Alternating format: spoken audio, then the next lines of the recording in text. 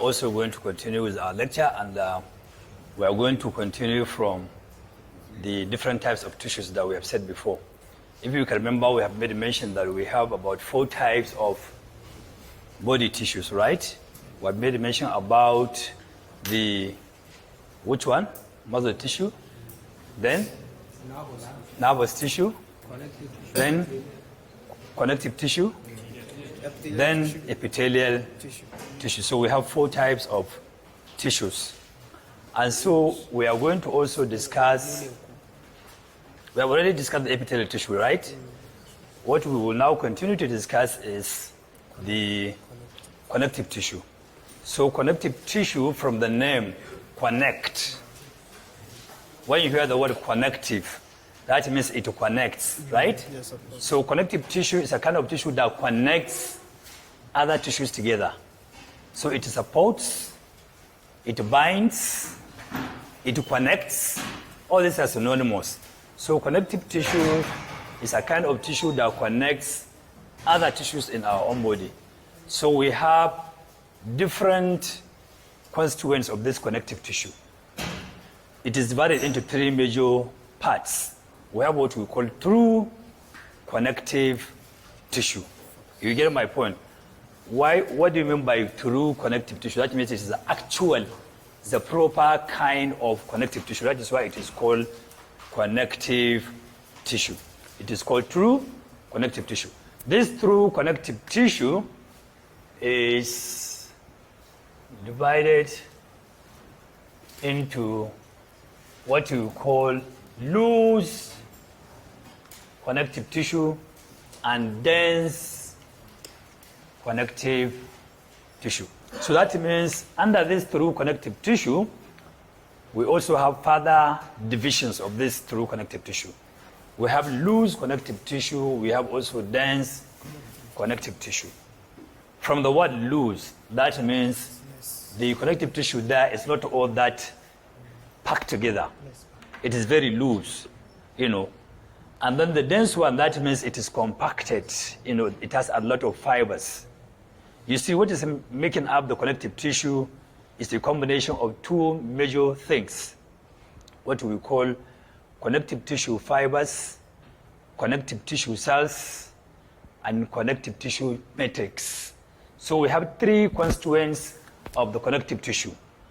So connective tissue has 3 constituents. What we call connective tissue fibers,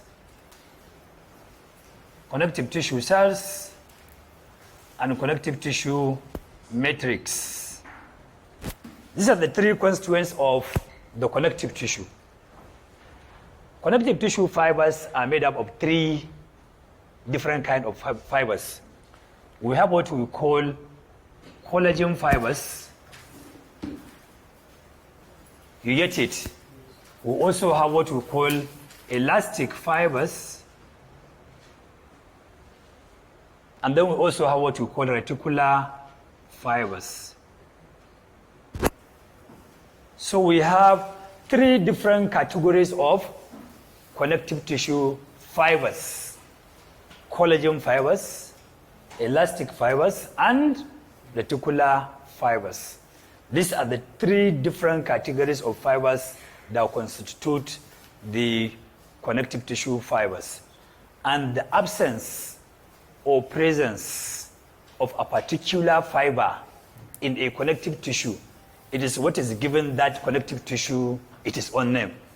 For example, in a connective tissue that has a lot of elastic fibers, that means that connective tissue is more elastic. If the connective tissue has more of collagen fibers, that means it's called a dense kind of connective tissue. If you have more of a connective tissue has more of reticular fibers, that means that connective tissue is more or less like a loose kind of connective tissue. So that means, from what we have already said, that the true connective tissue is a kind of connective tissue that is made up of loose connective tissue, which mainly consists of which kind of fibers of connective tissue? Reticular fibers. While the dense connective tissue is containing more of collagen fibers. So it has a lot of collagen fibers. You get it? Connective tissue also has cells. We have different categories of connective tissue cells. These connective tissue cells include what we call fibroblast. Fibroblast. We also have what we call macrophages. You get it? We also have what we call mast cells. You get it? We also have what we call plasma cells. They are all part of the connective tissue cells. You get it? Among all these cells, fibroblasts are most important kind of cells with regard to the connective tissue cells, because they are the ones that secrete the metric content of our connective tissue, and they are also the ones that produce the cells of the connective tissue. So the fibroblasts are like the parent cells. And so these fibroblasts with regard to the bone, they are called osteoblasts. Osteo means bone. Blast from the word, fibroblast, parent cells. If it is with regard to the cartilages, we call them chondroblasts. So chondroblasts and osteoblasts are the connective tissue cells, which are the actual, fibroblast, progeny, which they finally give rise to the cells of the connective tissue of that kind of connective tissue, as well as its own matrix. So now we've seen the different categories of the connective tissue cells, which we'll discuss further. Then the matrix. What is the meaning of the matrix? Matrix consists of what you call ground substance. Ground what? Ground substance. You get it? Which constitute the organic component of the connective tissue. We also have the non-ground substance. The non-ground substance is our own,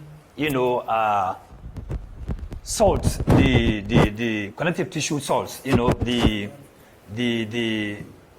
inorganic component. We call it what? The inorganic component. So the matrix of the connective tissue consists of the organic and inorganic component. If you can remember, we said connective tissue has three major constituents. Fibers, connective tissue fibers, made up of collagen fibers, elastic fibers, and reticular fibers. We also have connective tissue cells, which are these four cells we have discussed. We said among the four cells, the fibroblasts are the most important, which with regard to the bone, we call them osteoblasts. With regard to the cartilages, we call them chondroblasts. You get it?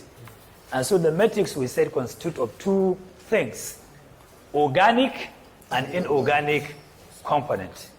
The organic component of the connective tissue matrix includes these compounds, what we call proteoglycans, glycoproteins, and other compounds, dermatan sulfate, hydroxyapatite, and so on and so forth. But these are the most important organic component of the connective tissue. The inorganic component of the connective tissue include what we call calcium carbonate and calcium phosphate. You get it? So we have calcium phosphate and calcium carbonate. So these are the two most important inorganic component of the connective tissue itself. So now we have already seen the constituents of the connective tissue. But then what are the typical examples of the connective tissue? Typical examples of the connective tissue, we have bones and cartilages. You get my point. And before we even discuss the bones and the cartilages, we have already started describing the different divisions of the connective tissue. We said that connective tissue is divided into true connective tissue, which I've already mentioned about the true and the loose and the dense connective tissue. And then the second one is what we call supportive connective tissue. This supportive connective tissue is made up of these bones and cartilages because they are the ones that make the bony framework of our own body structure. We have already made a statement the other time we were having our lecture. We said that the bones are the bony framework, they are the framework of our own body, and so that is why they are called supportive kind of connective tissue. The bones and the cartilages support our body system, and then they are the ones that support us when we want to walk, when we want to do any kind of activity. With other bones, we cannot, even sit down, we cannot even stand up because our body is going to be much, much flexible. We cannot stand on ourselves. So the bones, because they are very hard, strong, so they support, our own body in form of framework and what have you. And then we also have what we call liquid connective tissue. The liquid connective tissue is what we call the blood. The blood you see in our own body system, the body cells inside, as well as the plasma itself, they are all, part of the connective tissue, and that is why they are called, because they are liquid, so it is called liquid connective tissue. So that means we can also further divide the connective tissue into two important categories: solid connective tissue and liquid connective tissue. Then if you are asked about the solid connective tissue, what will you say? The true connective tissue and supportive connective tissue. You get my point? These are the two solid connective tissue. You understand? Wannan mazhaba ta ce fa. Kun gane ai. So now we've seen the three categories of, we will discuss all these different categories of the connective tissue, but we will discuss the bones and the cartilages themselves. So if you now take the bone itself, the bone also constitutes of cells and the matrix. Just like the way we said connective tissue has cells and the matrix. What are the bone cells? The grandparent cells of the bones are what we call osteoprogenitor cells. They're the grandparent. I'm sure all of you here, you have your own grandparent. They are born your parents, right? So the bone cells, grandparents, are what we call the osteoprogenitor cells. And these osteoprogenitor cells, they give birth to osteoblasts. You get my point? And the osteoblasts, they give rise to the osteocytes. So think of the osteocytes as yourself, the osteoblasts as your parents, and the osteoprogenitor cells as your grandparents. That is exactly the way it is. So now, the osteoprogenitor cells, after giving rise to the osteoblast, the osteoblasts, similar to the fibroblast, they now secrete this matrix. So the osteoblasts, apart from producing the osteocytes, they also produce the matrix. You get my point? What part of the matrix do they produce? They produce the organic component of the matrix itself. You get my point? So they produce all these proteoglycans and glycoproteins and so on and so forth. So after producing the matrix, the ground substance, they now finally convert or give rise to the osteocytes. And these are the final bone cells. And so these osteocytes, they are surrounded by this organic component, and the inorganic component come from the surrounding tissue of the bone itself. Apart from also producing the bone matrix and the osteocytes, they also produce the bone fibers, the collagen fibers. That means they also produce the connective tissue fibers. So that means these osteoblasts, they are very important. They produce both the bone matrix, whereby they produce the organic component of the bones, and they also produce the osteocytes, and they also produce the connective tissue fibers, the collagen fibers. You get my point? And other fibers in a smaller quantity. You get my point? So now we've seen that the osteoblast, they produce three important things. They produce the matrix, they produce the osteocytes, and then they produce a lot of collagen fibers. Are you clear? So now we have seen that. And so what you should all get to know is that during our intrauterine life, the first 2 months of our intrauterine life, we were all cartilage. Our own body form was completely cartilaginous. That means first 8 weeks of our intrauterine, every one of us here now, we were all cartilage, nothing like bone.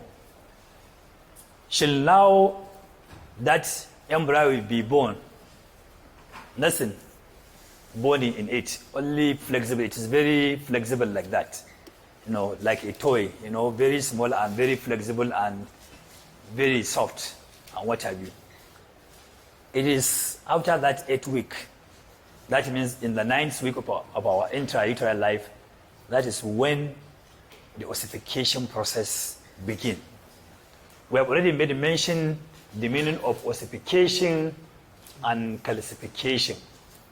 You get it? So ossification and calcification, as we have made mention, is that ossification is the process by which cartilage model is converted into bones. We said what? Ossification is the process by which a cartilaginous or membranous model that will later finally become bone is converted into bone. We said the ossification differs from calcification in that ossification is the process by which a cartilage or a membrane is converted into bone by deposition of bone cells, while calcification is the process by which calcium is deposited in the bone to make it stronger. Are you clear? That is calcification. So we have now seen the difference between calcification and ossification. So in our own bone, these two processes take place. Both ossification and calcification must take place for our own bone or bony framework to be strong. So the cartilage model, what do you mean by a cartilage model? If you want to make a house, you need to have a plan of how many rooms for that house. What and what do you have in that house? Like say maybe you have a store, you want to have a store there, you want to have a kitchen, you want to have a toilet, you must have maybe a parlor and so on and so forth. So you have a model of a house that you like. Probably maybe you say, okay, I want a one-story building because maybe next time I will get second wife. The first wife is in the first floor, the second wife is in the first wife is in the ground floor and the second wife in the first floor. Are you clear? So you have a model. Similarly, if there is a long bone going to be formed. Therefore, there has to be a long cartilaginous model. You get my point?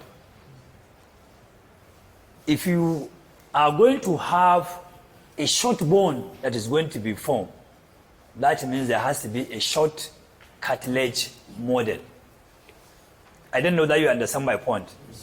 That is what is going on. So that is suffice to say that how many different categories of bones or types of bones that we do have. We have what we call flat bone. We also have what we call long bone, short bone, irregular bone, sesamoid bone, and sutural bone. What are the examples of these flat bones? You see, if you now check your head here, all these bones that form the skull, excluding the bones that form the base of the skull, they are all made up of flat bones. Flat in the sense that they have plates of bones that are flat, you know. They are flat, they are not somehow either round or, you know, cuboid or rectangular or cylinder or whatever. They are flat. They have flat surfaces in and out. So the bones of the skull, all this occipital bone at the back, parietal bones at the parietal region here, frontal bone in the front here, you know, they are all made up of flat bones. Then apart from there, we also have another typical example of flat bones like the ribs. We do have. Our ribs are made up of flat bones. Even the sternum in the midline. You know, the sternum is also made up of flat, you know, bone. Apart from that, the scapula at the back, you know, is also flat bone. You get it? So these are typical examples of flat bones. How about the long bones? The long bones are long. From the name, they are long, and they are cylindrical in shape. Cylindrical in the sense that they are in form of cylinder, and they have ends. There is what we call proximal end and distal end, or upper end and lower end. Are you clear? And then in between the two ends, you have this cylinder-like, you know, aspect of the long bone. Typical example of these long bones are found in the limbs. When you talk about your humerus, your radius and ulna in the forearm, and then your femur in the thigh, and then your tibia and fibula in the leg.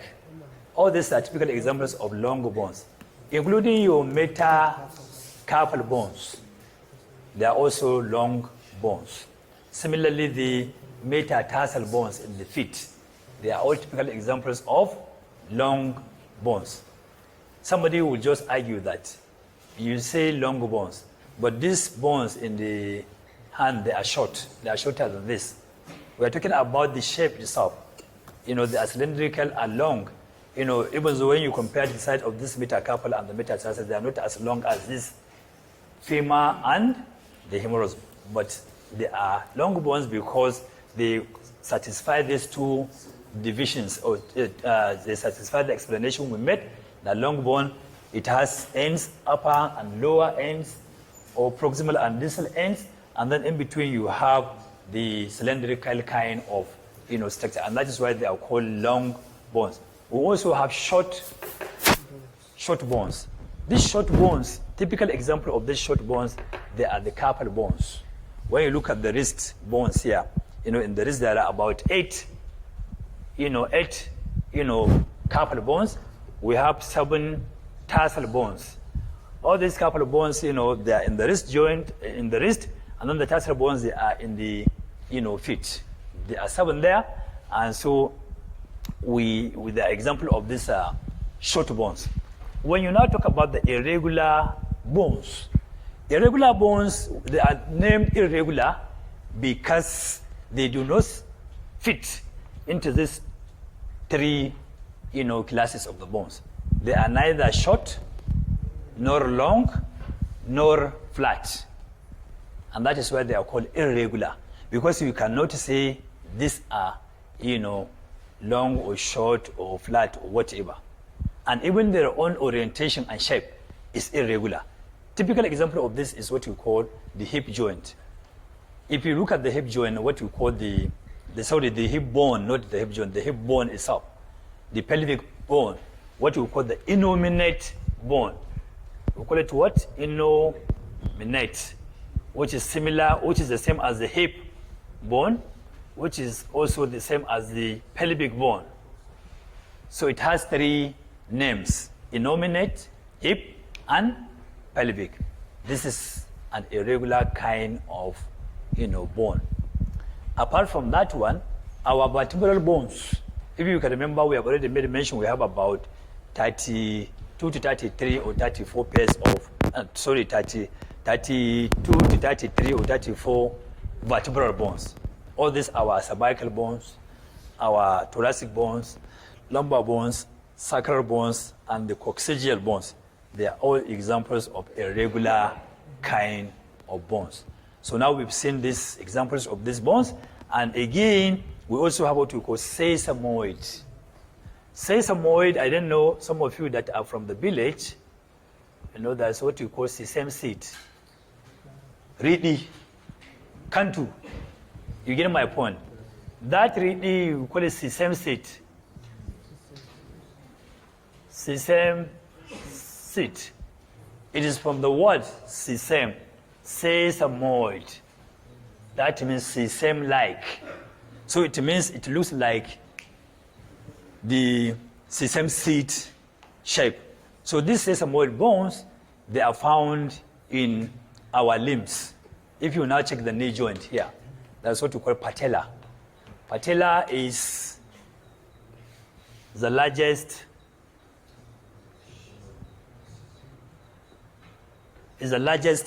sesamoid bone, and it's part of the bones that form the knee joint, apart from the femur and the tibia. So the patella also constitute, part of the knee joint, and it is the largest sesamoid bone.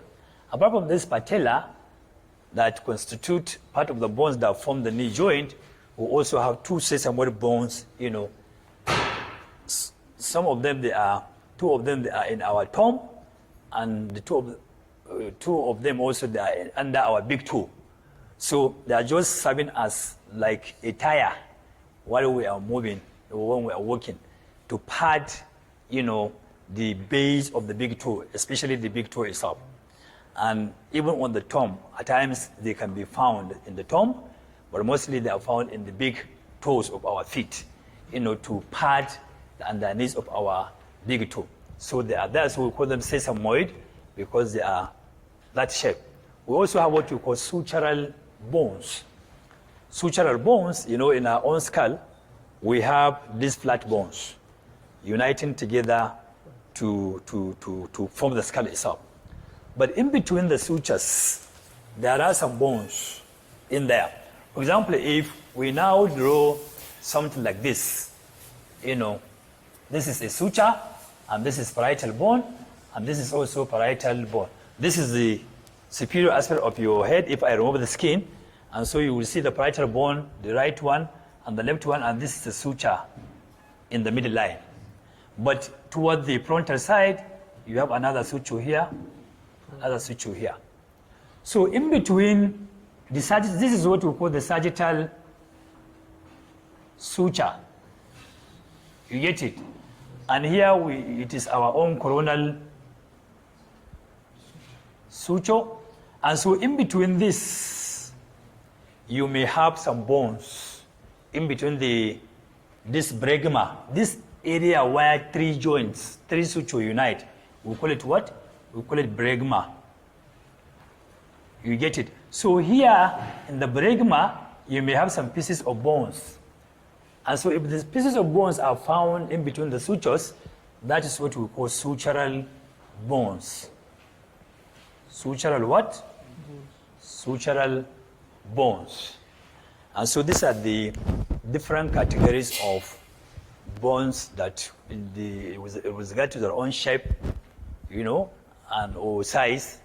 These are the different categories of these bones. So there are some markings in the bones. What do you mean by these markings? The bones is a long or short or irregular. If you now check their own structure, they are not smooth. They are not what? They are not smooth. That means there are places where they are rough, but there are other places that are smooth. So completely they are not smooth, but there are areas that are rough. So in the bones, we have what we call bone markings, and these markings include projections and depressions. So there are two different categories of bone markings. Either in a form of projections, that means there are part of the bone projects, or it goes inside. You get my point? That means to form a depression there.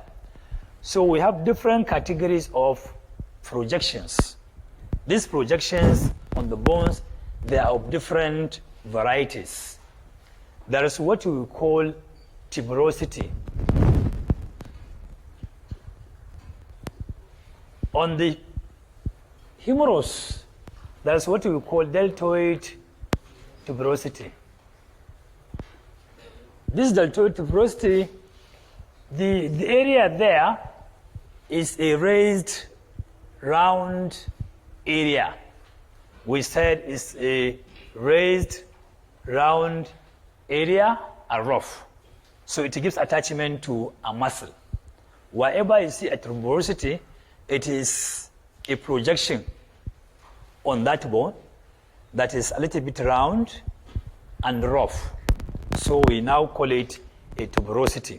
So typical example is our deltoid tuberosity on the humerus, and similarly we also have what you call tibial tuberosity on the tibia, where the patellar ligament attaches. So we have this tuberosity. Apart from tuberosity, we also have what we call tubercle. Tubercle, as compared to the tuberosity, is also a projection, also round, but it is much more prominent than the tuberosity. You get my point? We said the tubercle and the tuberosity, they are similar, but in terms of prominency, tubercle is much more prominent than the tuberosity, but they are all projections and they are round. You get my point? So typical example of this is greater tubercle of the humerus and lesser tubercle of the humerus, which is they give attachment to the muscles of the shoulder. You get my point? So we have greater tubercle, and then we have lesser tubercle of the humerus. Apart from that, we also have what we call trochanter. Trochanter is also a projection, which is also part of the bone markings. Trochanter is completely different from the tuberosity and the tubercle in that the trochanter is far, far more prominent, but it's not round. Did you see the differences? Yes, the two, they are round, but one of them is much more prominent. This one is also a projection, much more prominent than the remaining two, and it's not round. Are you clear? Yes. Typical example is our greater trochanter of the femur and lesser trochanter of the femur. Are you clear? Yes. Good. We also have what we call condyles. Condyles, they are the lower ends of our long bones. In that, they are projection at the lower end of the long bones, and they are very much, prominent and round. They are condyloid. They are round, just like a ball, and they participate in the formation of joints, like our medial condyle of the humerus, lateral condyle of the humerus. They all participate in the formation of the elbow joint when they unite with our radius and ulna to form the elbow joint. Similarly, we have the lateral and the medial condyles of the femur, articulating with the proximal end of the tibia to form the knee joint. Are you clear? Yes, so we have condyles, which we said they are much more prominent and round, ball-like, and then they participate in the formation of joints. These are projections at the lower end of long bones. Similarly, we also have, lines. These lines, some of them, they are horizontally placed, while some they are vertically placed. If you now take a femur, if this is a femur, I'm not saying this is a drawing of the humerus from the way I drew it. Assuming that this is, I convert this to a femur, for example, I change the drawing like this to be a femur. This is the femoral neck. This is the femoral head. And so at the back of the femur, you get it, we have some lines there, what you call spiral line. Spiral what? Spiral line, or what you call linear aspera. Linear what? Linear aspera. You get my point? This is a typical example of the lines. Again, when you look at the anterior aspect of the femur, in between the greater and the lesser trochanter, that's what you call intertrochanteric line. Intertrochanteric line. You get it? These are examples of the lines. You get my point? Similarly, we also have processes. These processes, they are also projections. And these projections, some of them, they are finger-like, like the one in the scapula, what we call the coracoid process. Coracoid what? Coracoid process. Similarly, there's also a projection, still from the scapula, projected laterally. That is what we call acromial process. So we also have what? Acromial process. So we have seen this typical example of the processes which are also part of the projections of the bone. Apart from these processes, we also have some spines. Spines is also a projection.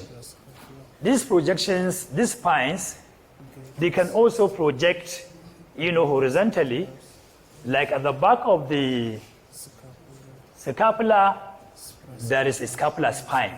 You get it? And similarly, at the back of our vertebral bones, there is also a spine that projects backward.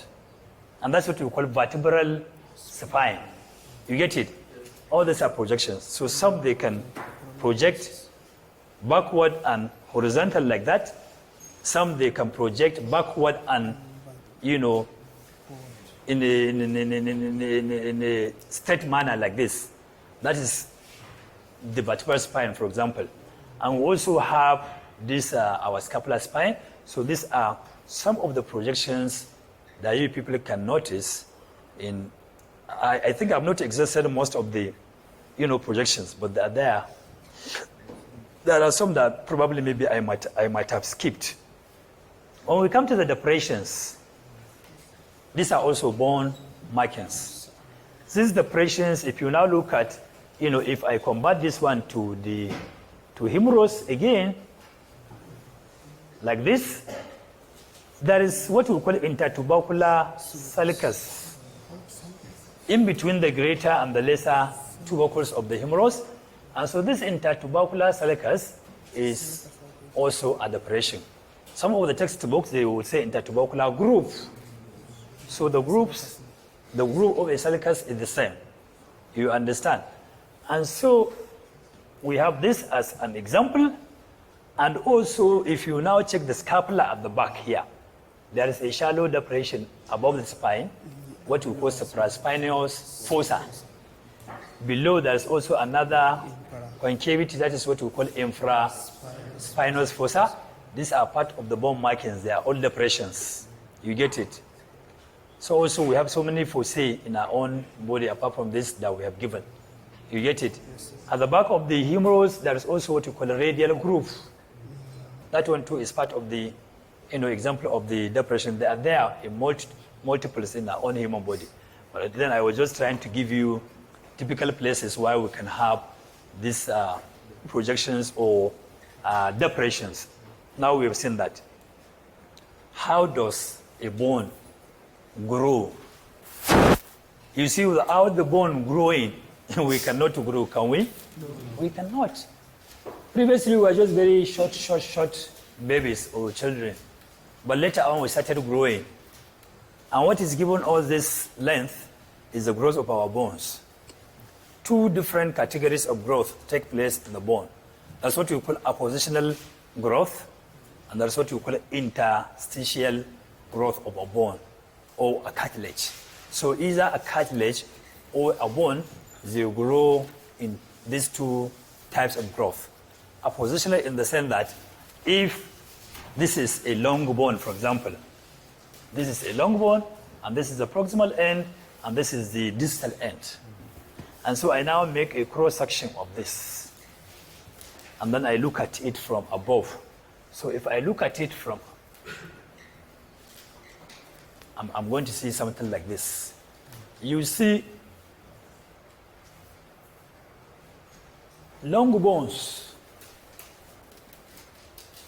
or short bones, any one of them consists of what we call compact component and spongy component. So these components in the bone are all found in all of the different categories of the bones that we have made mention, whether in a flat bone, long bone, short bone, irregular bone, or whatever kind of bone. It has a compact component and a spongy component. So compact component, it has a very well organized structure. We said what? The compact component has very well organized structure. You get it? The structural and functional unit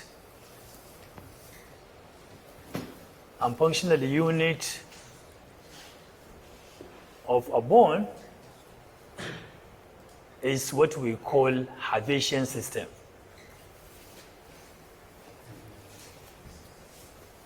Habitation what? System. We said the structural and functional unit of a bone is what we call a habitation system. This habitation system is made up of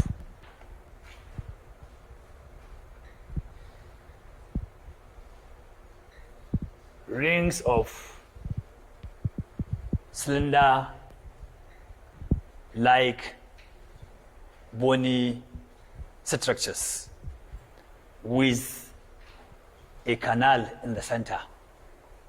That is, if you take a cross section like this of a bone. So in the middle line here, this is what we call bone or marrow cavity. Marrow cavity or bone marrow cavity in the center. It is in this bone marrow cavity at the inner aspect of this long bone. That is where we find the spongy component of a long bone. While the periphery, this aspect, this side, is a compact part of the long bone. It is in this compact bone or compact component that we have this habitation system, all forming this compact component of, you get it? So even the spongy component it doesn't have an organized habitation system, but it has all the components of the habitation system, but not in an organized fashion. Are you clear? Good. So now how does this habitation system look like? If you now take a single part of a habitation system like this, you expand it. If we now draw it like this, it's something like this.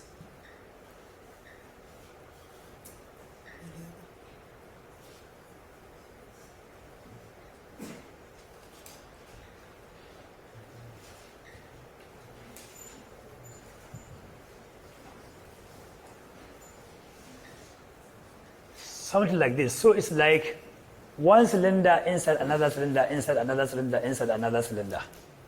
It's just like you get a smaller cylinder, put it in the big cylinder, take those two cylinders, put them in the bigger cylinder, something like that. So each of this cylinder, you get my point, is called a lamella.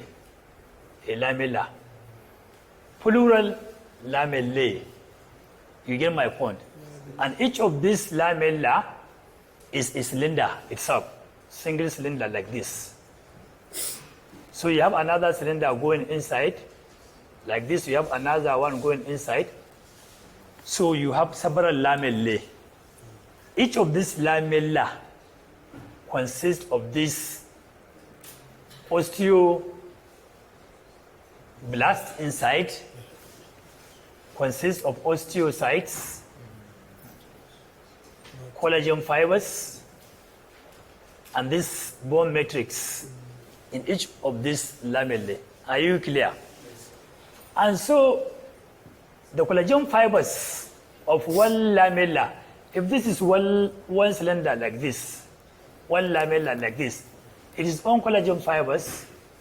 If they are oriented in this direction, upward, if this is the right side, this is the left side of this cylinder. If these collagen fibers are organized upward and to the left, the next cylinder probably, the next lamella that is going inside, probably the fibers are going to be organized in the opposite direction. So the fibers are going to pass upward and to the right. You get my point? Then the other lamellae that is going to enter into the second one, probably it is on collagen fibers will be similar to the first one, upward, and so the arrangement goes like this. The purpose of arranging these collagen fibers in this direction is to avoid some compressional forces while we are working, because as we are working, we are adding weight on this our long bones, especially the femur, as we walk. So that's what we call torsional stress on the fibers themselves. So because of this arrangement, so they are going to withstand this torsional stress or forces as we are working when you try to turn from one side to another. You get my point? That is the essence of this, arrangement of these collagen fibers in this different direction. So in between each of these lamellae here, you have your osteocytes located together with, neurovascular bundles, that go in between the lamellae. And in the center here, if this is the central canal, you have the arteries and the veins, going to supply the bony structure like that. So you have so many habitation systems in each of these compact bone and also in the spongy component. The habitation, the habitation system in the spongy part is not organized because the habitation system that they are in form of spongy arrangement. Spongy, kun san menene sponge? So someone can cover. I don't know whether some of you used it before. There's the sponge that we tend to rub our body when we want to take shower in our bathroom. So the arrangement of this habitation system in the spongy part of the bone is just in spongy form. It's not well organized like in the compact bone. So Now we've seen what is a habitation system, and so there is also what we call the osteoid and osteon. This osteoid is what we have discussed before with regard to the bone. That is the organic component of the bone, and the osteon is, the inorganic component of the bone itself. So we have now seen this compact component and the spongy component. So now what you should all get to understand is that the proximal ends and the lower ends of the long bones, they have more of spongy component. This one too, spongy component, but the diaphysis, that is the shaft of the bone, is what we call diaphysis. So diaphysis of a long bone has more of the compact component of a bone than the distal and the proximal ends of the bone, which have more of spongy component of a bone. So proximal and distal, they have spongy bones. Diaphysis has, or the shaft has, a compact component. Are you all clear? So now we've seen this kind of arrangement of the spongy and the compact. Probably maybe we have a break and then we ask questions. You can off it. You can.